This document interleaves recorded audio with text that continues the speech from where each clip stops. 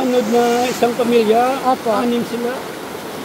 Ubus. Opo. Okay lang po ba videohan ko kayo, sir? Opo.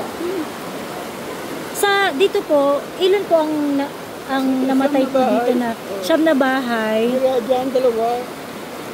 Dyan dalawa. Opo. Saka ito. Saka ito po. Mayroon pa doon. Marami. Opo. Opo. Saka yung mga resort dyan. Opo. Dalawa. Wash out. Wash out din po. Maraming bahay na dami dyan. Muntik ng tao eh. Opo. Bigla talagang tubig.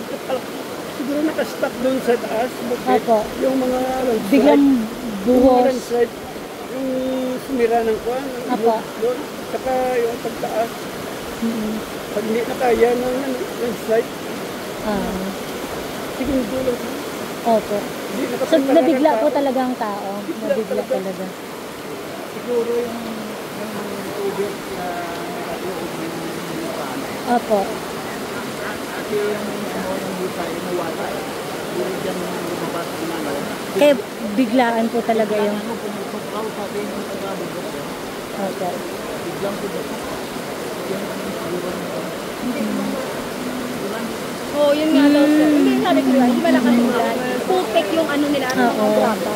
Oo. Bumaano talaga. Mga troso, sir, no? Malalaking mga truso galing dyan sa landslide.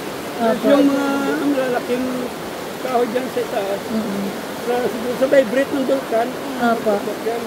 Saka malambot ng lupa. Oo.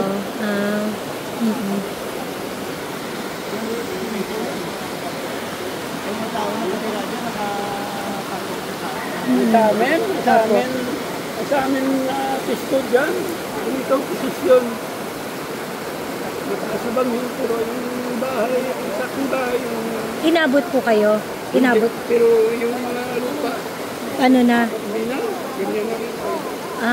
Napakadelikado. Sabi Opo. ko, kuya, huwag mo na yan tirahan.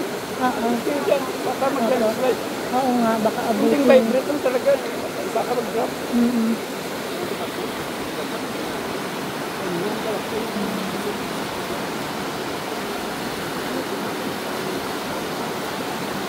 Kung kayang rescue dito, puro kita na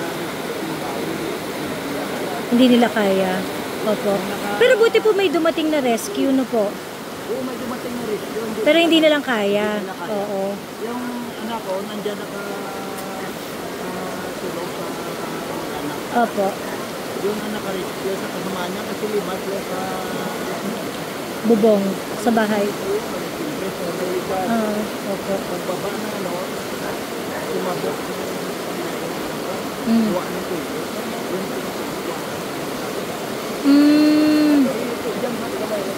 Opo, opo. Gising lang to kaya yung mga tao dito sa pro. Wala lang sa tawa na lang yung Opo. Opo. mga tao dito, may takot na lumapit dito sa ilog. Oo nga po. Phobia siguro nga. Opo, opo.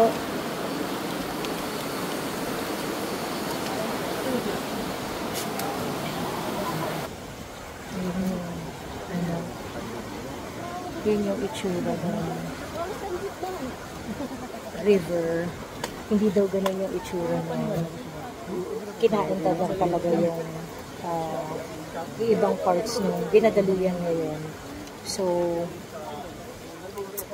ayan, sinabi rin ni Kuya, hindi ko alam kung narinig niyo, pero sinabi rin ni Kuya na may rescue, pero nung dumating ng rescue, hindi rin nila kinaya. So, yun. Kaya dito sa area na to, maraming mga namatay na mga kababayan natin na inabot ng bagyo at flash flood.